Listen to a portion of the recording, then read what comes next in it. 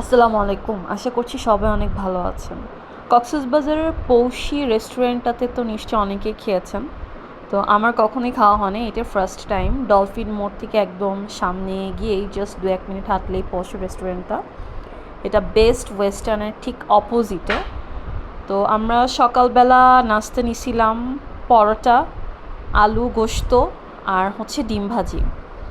তো আলু গোশতটা আমার কাছে মোটামুটি ভালোই লাগছে। এ ও দেখে যদিও মনে হচ্ছে যে আসলে পরিমাণে অল্প, বাট ভালোই দেয় পরিমাণে। ৭-৮ পিস এর ভিতরে থাকে, ছোট ছোট টুকরা।